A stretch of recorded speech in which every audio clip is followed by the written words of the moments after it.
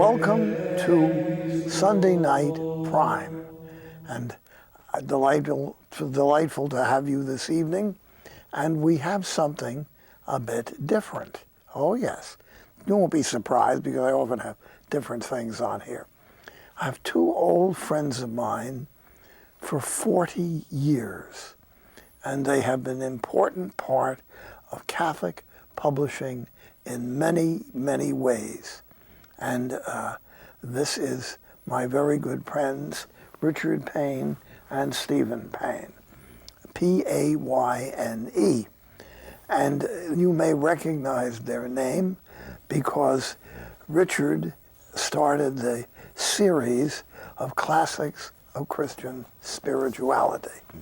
Many of you have some of these, the volumes, right? How many did we finally publish? Most recently, I think they published the 130th volume. Isn't that wonderful? The classics of Christian of Western spirituality. And you got it all started. Back in 1975, yes. Oh my goodness. And Stephen, you were not very big in 1975. Yeah, I would have been about 9 years old. 9 years old. Mm-hmm. Well, we're very delighted you came and joined us.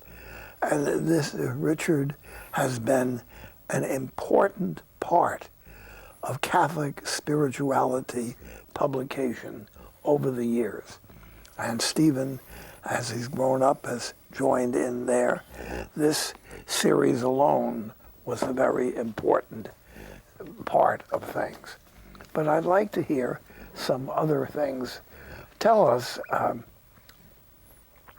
what we're doing on the program this week is about saints. And I'm fascinated by saints. I knew 3 or 4 people who are likely to be canonized. Mother Teresa, who is beatified already, Cardinal Cook, as cause is going on, Catherine Doherty, very famous, dedicated laywoman, and Cardinal Cook. Did I mention Cardinal Cook? You did. Yes. Yeah. And there also Father Solanus Casey, a wonderful holy Capuchin who used to regularly work miracles. And I knew all of them, each in different ways. This series that we're introducing now is called Saints Alive, and it will be published through EWTN, I believe, right? The broadcasts begin September 4th. September 4th. It's a series of half-hour programs in which the saints return, if you will, to Waterbury, Connecticut, to the Basilica of the Immaculate Conception. And the hometown of Father Michael McGivney, the founder of the Knights of Columbus. Yes, and my son and I developed this series at the request of EWTN in order to help people recognize the dynamic quality of the saints, their ability to transcend not only our world, but to bring us perennial wisdom from the roots in their unique charism, their unique grace, but to address contemporary questions. And they do that in the program. I do an interview with a saint who is portrayed by a contemporary professional actor, and we dialogue on their unique spirituality and then address contemporary questions. And they go into the Basilica of the Immaculate Conception in Waterbury and take questions from the people who are there, 800 to 1,000 people. If you've never been to Waterbury, this basilica is remarkably beautiful. And Oh, it is. You're not Amazing. exactly expecting it. Yes, It's exactly. not a great big city It's water like barrier. something cut out of Rome, right in Yes. the middle of the United States. And you mentioned Yes. Stephen Father McGivney, Yes. founder of the Knights of Columbus, was from that parish. Exactly. And in the series, we have a special way of leading the saints to the basilica, to the people. And Father McGivney, the ghost of Father McGivney, leads the people, the saints, to the people. And it's just a wonderful way of connecting the people who are on the road to sanctity within the tradition, as so that there's a bridge between the people and holiness itself. This embodied was in these people. the very parish in which Father McGivney grew up, and his parents died there. And the shows begin, actually, he's at the gravesite of his parents, and then over the hill come the saints. Walking to the and basilica. it's a way, I believe, of recognizing this sense of the communion that we do have with the saints right now, that we can turn to them. They're alive supernaturally, and when we recognize the existence of the supernatural world, we enter into an intimate relationship with them. They can intercede for us. Well, when we have many people not too sure about what happens, how does somebody become a saint?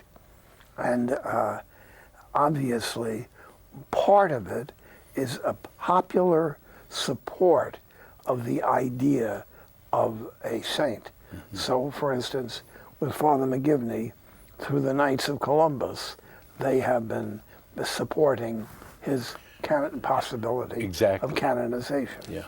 Well, we're going to now look at a brief clip that the network is about to start showing in anticipation of the series being broadcast in beginning of September. So It's a maybe teaser we can, trailer, yeah. It's a teaser trailer, yes. All right. My son always gives me the technical stuff that I forget because I'm more of a publisher than a broadcaster, obviously. Well, we'll now have this opportunity.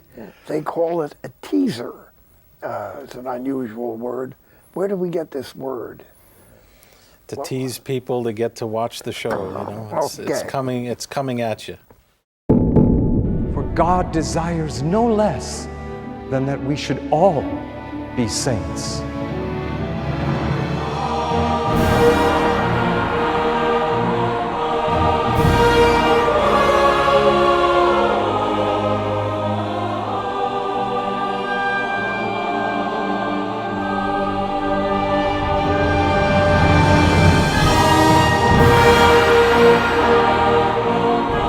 So be ready, my friends. The saints are coming alive.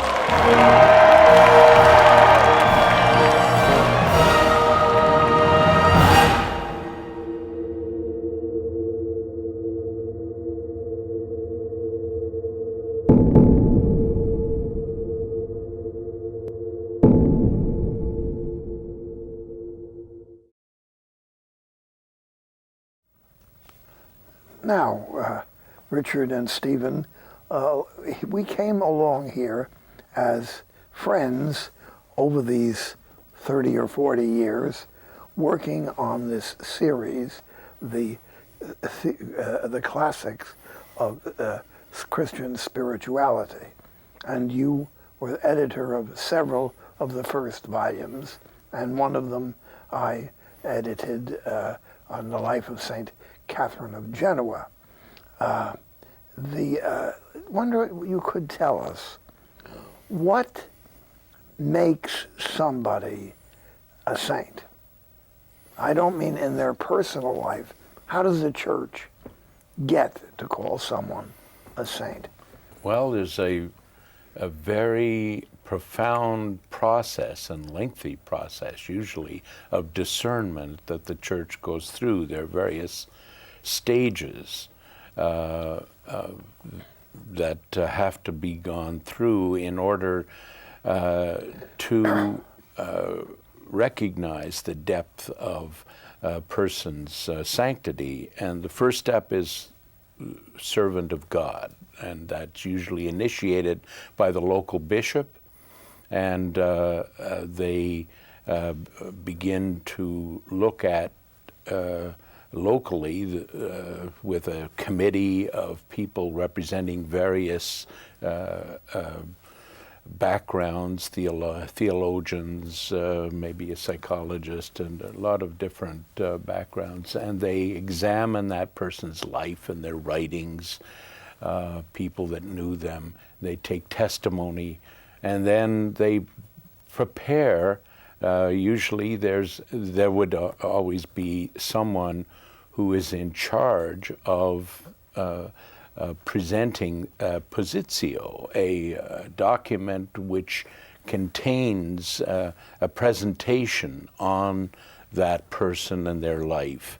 And that moves through the stage of venerable and blessed towards ultimate canonization by Rome through the Congregation for the Saints. And for instance, with Cardinal Cook, he is a servant of God, Archbishop of New York. We're hoping very shortly he will be declared venerable. And then after that, he is beatified and then finally canonized. And it's a long process. And interesting, the important part of the process is early on, the examination of the life of the person, calling witnesses. I was called as a witness for Mother Teresa, and under oath, and you have to make an oath that you will not reveal what you said in your part. And also critical is the need for a miracle. Yes. Connected with the the person. Yes, and miracles are divine signs that God approves.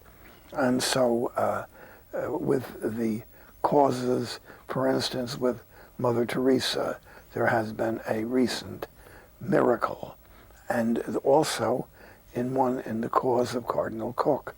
And they have to be examined very carefully by medical men, and including people, physicians who are not Catholics, to declare not that it's a miracle, but that there is no medical understanding of why this person might recover. And sometimes the person's actually on the edge of death. Now, I wonder about you yourself got working in this whole field, and you're called your company the Arcadia Films. Yeah.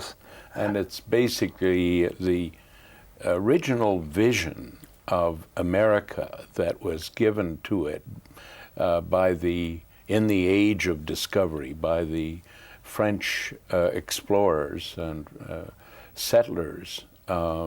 It's now known more as Acadia, but the original name was Arcadia, and it embodied a vision of a new France that would be, in some sense, a new opportunity to live the Christian life in the new world, in a new way, in a way that was yet a restoration of the greatness of the Christian life. And Champlain, Verrazano before him, Cartier, all used that term. And interestingly, the Protestants who came into New England, they also were looking for a new world, that leaving the old world behind. Yes. Everybody got the idea that this was going to be a new world and a perfect world. It didn't happen.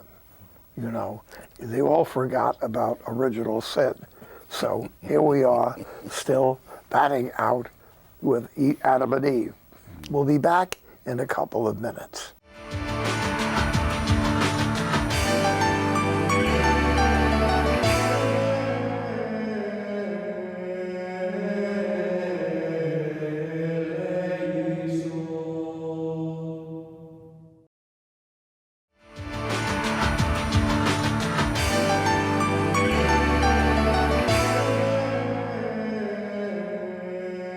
Now we're going to move into our broadcast discussing a series on television on EWTN on Saints Alive. And I'd like to ask Richard, who's leading that whole program, to tell you about it because you're going to be seeing it and you'll be interested. Well, as I said, these actors portraying the great saints, such as Augustine and Teresa of Avila and Robert Bellarmine. Robert Bellarmine, who we did in the Classics of Western Spirituality, actually. They come to the Basilica of the Immaculate Conception, and they're in a small chapel adjacent to it. I do an interview with each of them, and then they go into the Basilica, and there they take questions from the people. Each saint has a particular message, and Robert Bellarmine has a unique spirituality in which he was able to, as the great defender of the church at the time of the Reformation, his works are so fundamental to dealing with that reality. But beyond that, he presented in his spirituality an understanding of the mystical body of Christ, which our present Holy Father, in a number of his homilies, has pointed to as extremely important for us to understand. And so I speak with Bellarmine about that. And then we move into a whole area that's very important for people to realize. Catholic social teachings actually had a vision of republic, of government as in the Middle Ages, which very much manifests the structure of America as it's revealed in the Declaration of Independence and in the Constitution of the United States. The separation of powers, the three branches of government, of the legislative, executive, and judicial branches, and the role of democracy in relation to the presidency and the checks and balances there, along with the representative dimension of government. All of these were developed very much by Aquinas, and then taken, so 400 years before the American Revolution, and then Bellarmine, building on Aquinas 200 years before the American Revolution, brought it to a real focus. So we discuss this, and it's something to see that the mind of the Church and the American mind as to what constitutes good government are in basic unity. And so these are the kinds of themes that we're exploring. Mm-hmm. Yes, and you know, historically, and our audience really wouldn't know this, in the 19th century, there was popular thinking in the Catholic Church that only monarchy was the real form of government. And the United States was sort of on the edges of things. It was not a monarchy. And gradually, in the course of time, because of the writings of people like Bellarmine, the whole thing changed. And there is a recognition now, for a long, long time, that democracy and the form of democracy in the United States had very real foundations in the end of the Middle Ages and the beginning of the Renaissance. Yes. I'd like to ask my friend Stephen, you're sitting there, keep you busy. Would you talk to me to our audience, about one of your favorite saints? Well, one of my favorite saints is St. Louis De Montfort. Louis De Montfort. Had an incredible impact in my life, his consecration, and he actually is one of the saints that appears in the series as well. You ought to explain to our audience, especially our non-Catholic audience, who is Louis De Montfort? Well, Louis De Montfort is, he lived in, he was born in 1673 and died in 1716. And Frenchman from Brittany, born in Brittany, and became a priest as a young man, and had an incredible devotion to Mary. It was really quite profound. He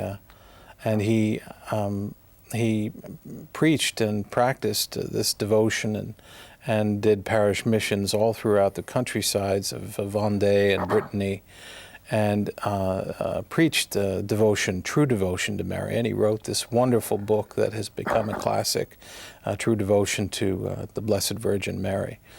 And which is very much available at times. It is, and can be purchased through EWTN catalog, and the 33-day consecration to Jesus through Mary is also available as well, and I totally recommend it as a very legitimate and wonderful spiritual path. And we had a wonderful, wonderful man in the series portray St. Louis De Montfort, and who really, I think, got to the heart of his personality, and I do hope that people will enjoy it. He's also a Frenchman. He's also a Frenchman, yeah. We have a Born real on the Montmartre. That a good many Catholics and hardly any Protestants would know Louis De Montfort. Yes. It's and yet there is an order of priests and brothers, the De Montfort order, and it's a small but growing order, and we hope you will tell us a bit about this saint, and perhaps we'll see some things about him here. Yes. He was primarily a preacher, preaching devotion to the Blessed Virgin Mary. Right. Through Christ. His motto was, To Jesus through Mary. Exactly. And Of course, he was the spiritual mentor of the late Holy Father and of Mother Teresa. is that so? Yes. We have a little background on him. We produced a film called Jesus Living in Mary back in the 90s, the life wrote of St. that? Louis De Montfort. We produced and directed Oh, you that. put it on? Yeah, Oh, that is still playing on EWTN today. And there's just a wonderful lineup in this series of saints. We've St. Teresa of Avila is also another wonderful, wonderful saint whom I love, and she, in the series, she deals with the importance of the interior life. This is St. Teresa. St. Teresa of Avila. Why don't we tell a bit about our audience? Now, most Catholics know at least the name of St. Teresa of Avila. Yeah. Many of our Protestants friends would know that name, Teresa of Avila, but what about her? Right. She was a cloistered nun, a most remarkable personality, right? Yeah, very much so. A something real, someone who is a great testament to a response to our modern feminism today. You know? Yes.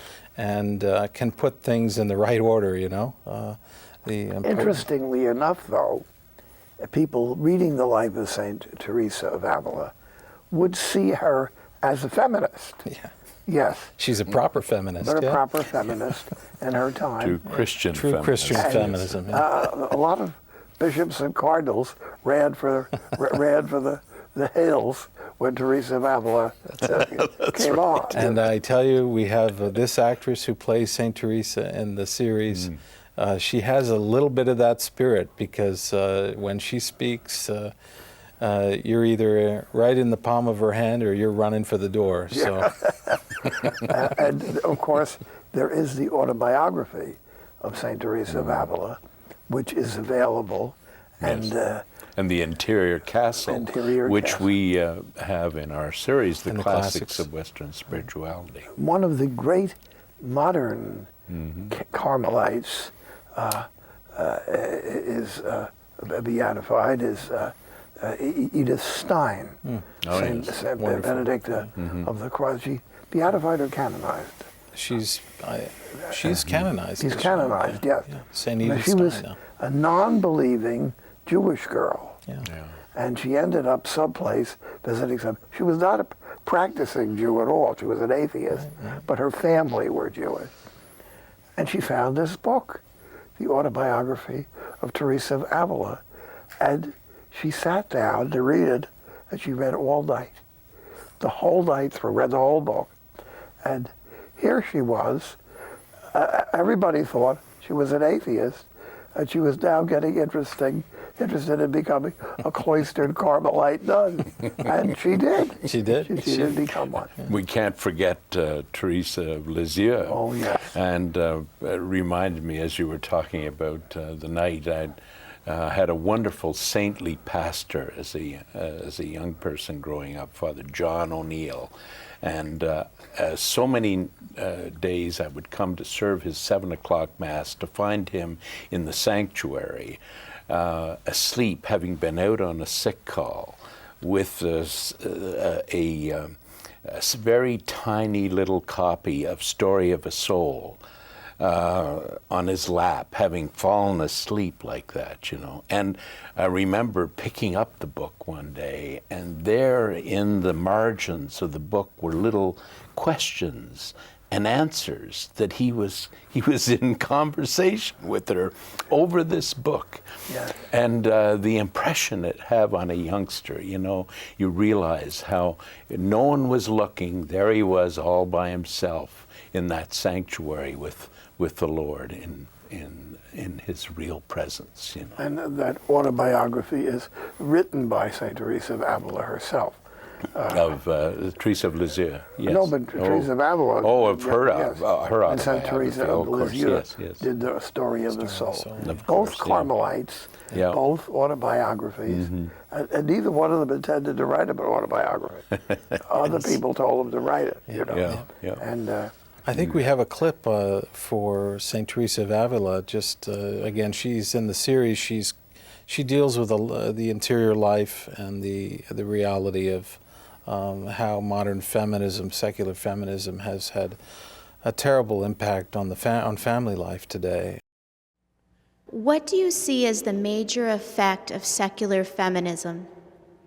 Women sought to become like men in all things. They sold their gender birthright. They became blind to the fact that men and women, though equal in dignity as human beings, were made different and complementary by God's choice. Male and female, He made them. In God's admirable plan, marriage is an indissoluble union of opposites. It is God's grace for the transcending the imperial self, for each overcoming their weaknesses, for learning unselfish love. I'm simpatico to women, very much. And I think when people have been misled by feminism, I don't think there was any ill will of that. And we'll see how it works out, you know. Well, we're going to be coming back at the next segment. I will be talking about the saints and what we're going to do about the saints in our program.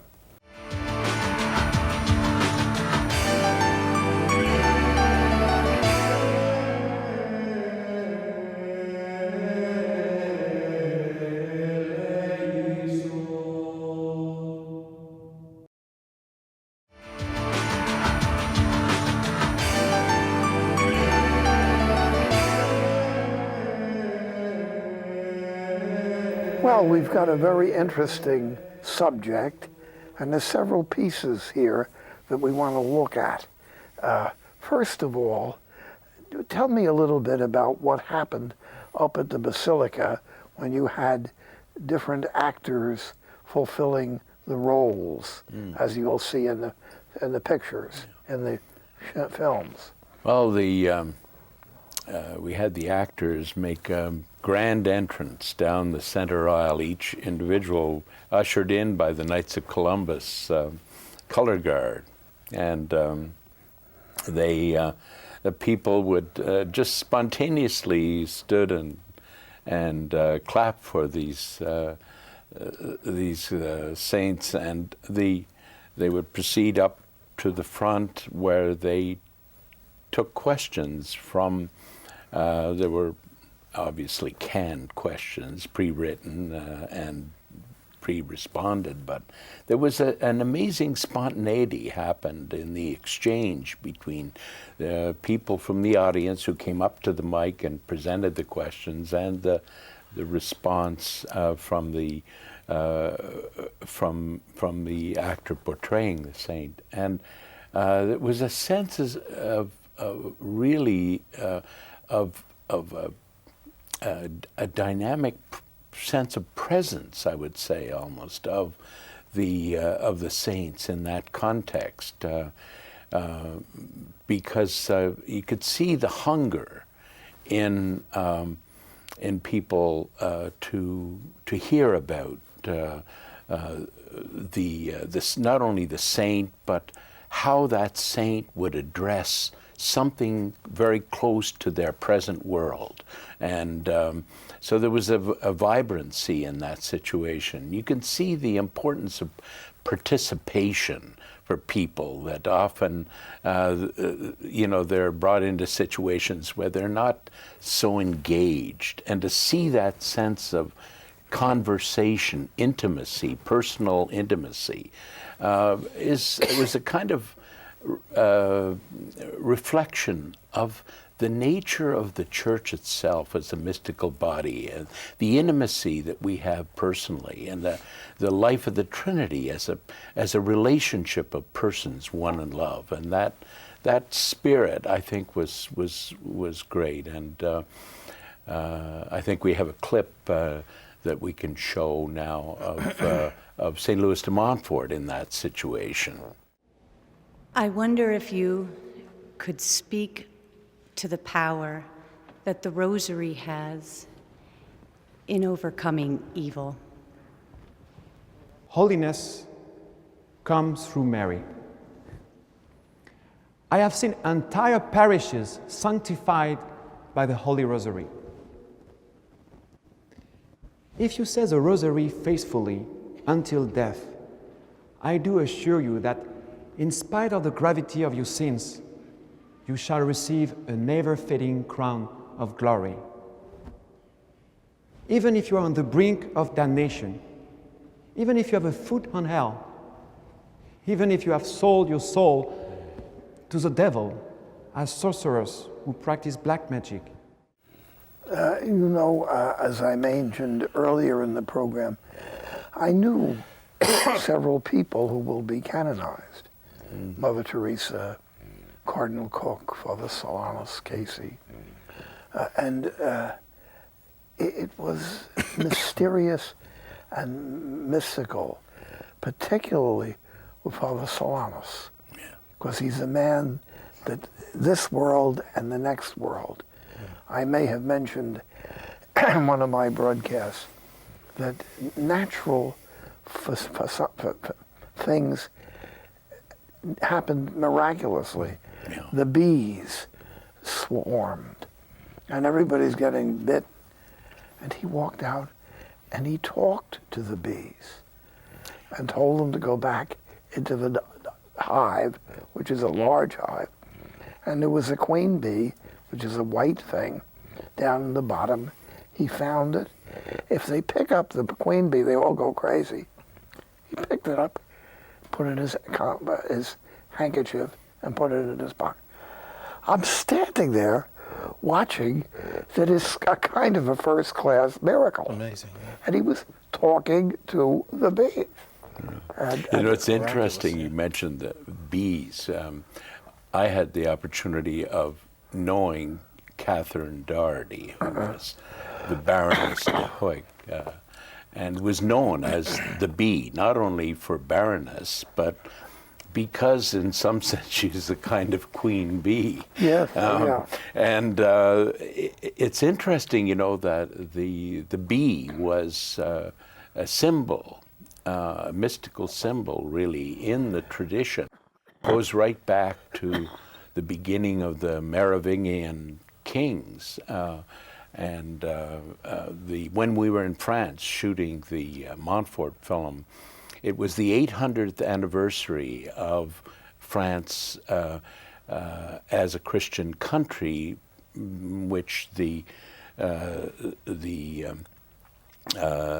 king became a Christian and was baptized, and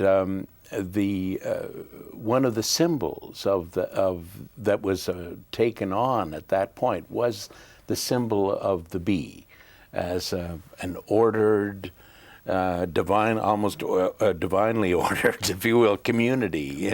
And it's almost the bee represents the queen bee, a kind of mother of God, the mother of the church. So you have all of these symbols. There we had our bees. Yes. And Solanus was there. Yes, right. Everybody's getting bit, but not Solanus. Yeah. And he picked them up and talked to them, and he played the harmonica for them. Mother McCree. Wow. He always kept harmonica in his pocket. He played Really? Mother McCree, and it was Father Solanus was a most marvelous person. Mm-hmm. I'm very anxious that he will be soon beatified and canonized. There are hundreds of reports Yeah, please God. of miracles, so-called miracles of healings and things like that. And a simple, humble, holy man. They never let him hear confessions because he flunked theology. Can you believe? Wow. But he didn't need to hear confessions.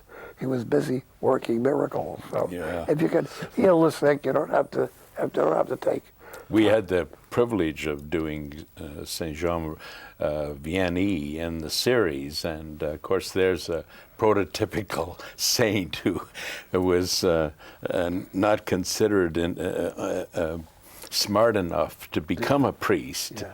And could you imagine more wisdom in his homilies and his descriptions of the significance of confession, and the way he sat in confession for 18 hours a day, and people would come.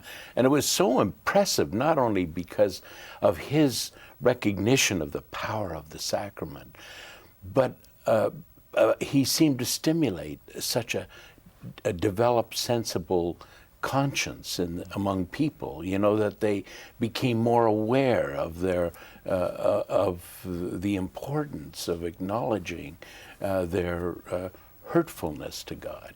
At ours, in the sacristy, there is a statement, a document, published, and it's framed, and it's a petition of the local clergy to the bishop, removing John Vianney as pastor and put on aside. Yeah. And all the names are there, and the last name is John Vianney, Curry of Ars. Well, that was the end of that one. You know, Stephen has had some remarkable experiences of how the actors in playing these different saints, their lives were transformed by doing that, by having to represent their words and having to take on that character. Maybe you could give us a little share bit. some of your stories. Well, yeah, I mean, I think it's Dad's really, he's the writer of the scripts, and I take absolutely no credit for that. I mean, and many of these words are just drawn right from the actual words of these great people.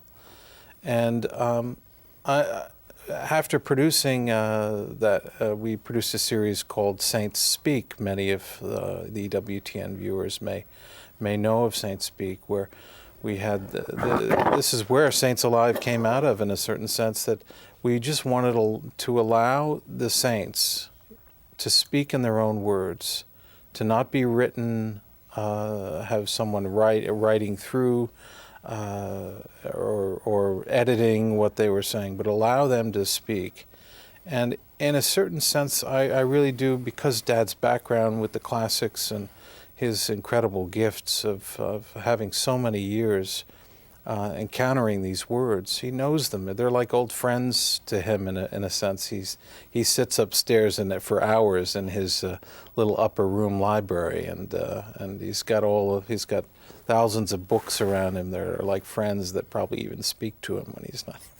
He's writing these things, but but again, encountering these great people and allowing. This is what happened to these actors. They would encounter these texts, they would encounter these words, and it allowed for the opportunity, and I saw it many a time because Dad knows the text so well. I pretty much like to leave him alone with the actor, to be one-on-one, to really get at the core of the meaning of how they really felt on these subjects and what these things really meant in the heart. And he has a special way with them in that way, and it's a nice opportunity to dialogue on these issues as well, to engage on many of these wonderful topics that were so important to these great people. Now, we've had real conversions, you know, some of these folks who encountered the classic spiritual world for the first time, really, in their lives, and were so taken by it. And you realize the depth of the hunger, spiritual hunger that exists in the world, and especially in the artistic world, a world where often these folks are in touch with a certain recognition of the mystical and mysterious dimensions of life, and they realize that there's almost a quality that begins to touch on faith and the unique understanding that comes from faith as the substance of what we don't know, you know. And so we've seen a lot of these changes of people who had been raised Catholic and go back to church.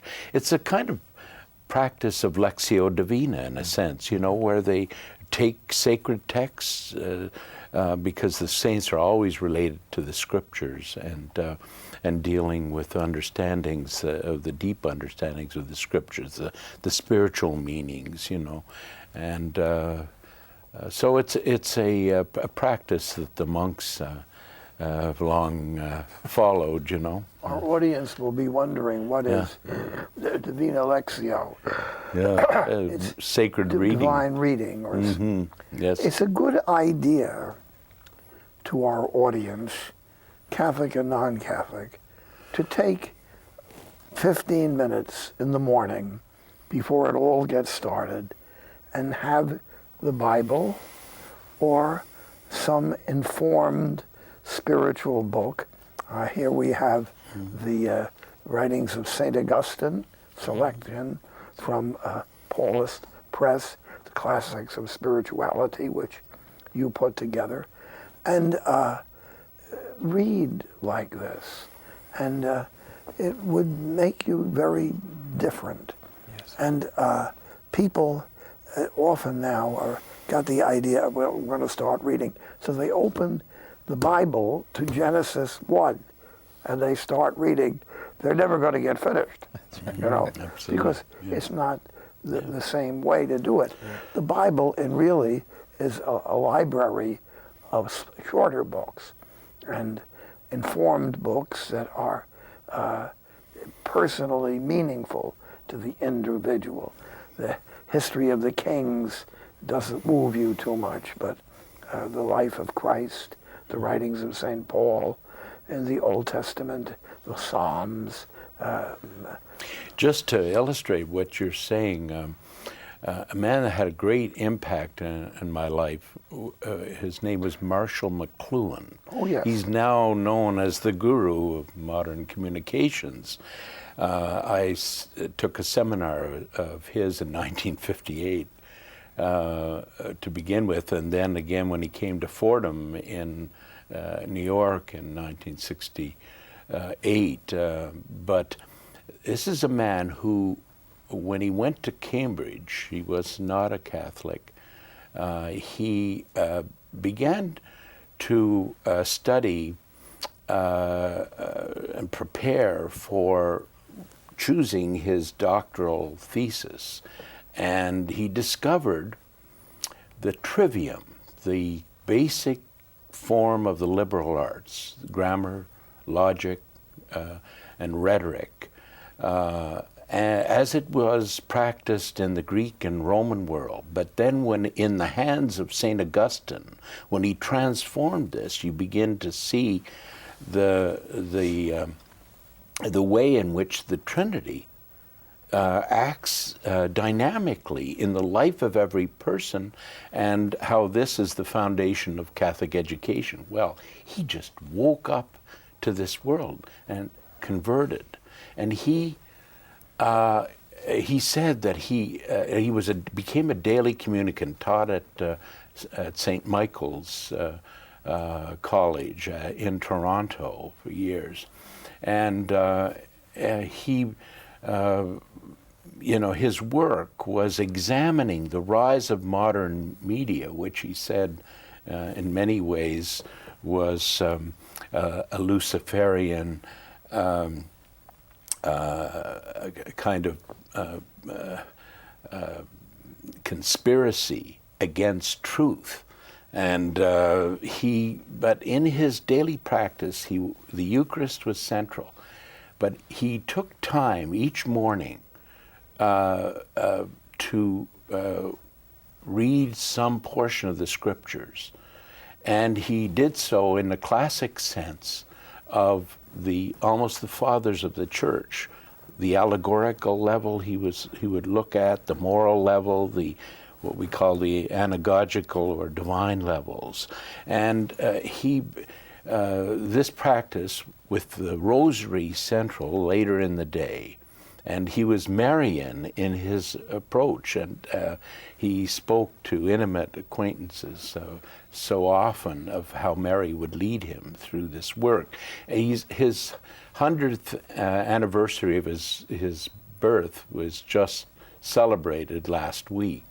And his son Eric has now taken up his work, but it's something John Harden, Father John Harden, would speak often about him. Father Harden had a recognition of Mcluhan's significance for the bringing together what we're doing, the importance of words and the classical sources with modern communications, but communications consistent with the gospel, Well, Mcluhan was quite well known in the secular world as well. Yeah. Did he move in that? Well, it's interesting. He moved in that world, but his faith, although it was formative of his vision, he remained relatively quiet about his religious life. and let the fruits of his vision have its own impact. I mean, he's most known as, saying medium is the message. And Father Hardin would constantly go back and quote him as saying that it was Jesus Christ who was both medium and message, My good friend, Father Hardin, great soul. Yeah. Well, thank you very much, and we're very grateful to both of you, and old friends. And I think Richard and Stephen, our audience have thought and listened, and I'd like to hear from you. You can contact me at EWTN. The best way to do it is Sunday Night Prime at EWTN.com, and you can send me that way through the Sunday Night Prime, one word, at EWTN.com, or you can write me a letter at EWTN in Birmingham, Alabama. I was just there the other day visiting Mother Angelica, and of course, she's been very hit by strokes. Bright eyes. She couldn't speak to me, but we had a lovely visit, and I'm asking you all to pray for Mother Angelica, who has done a tremendous amount of good in her life. Yeah. And she was the greatest natural communicator I ever knew in my life. And now she can't speak, but she's at great peace. Her eyes are at peace. She prays and waits. And I am most impressed by my visit to Mother Angelica. God bless you, and may the Lord bless you all. In the name of the Father, and of the Son, and of the Holy Spirit. Amen. Amen.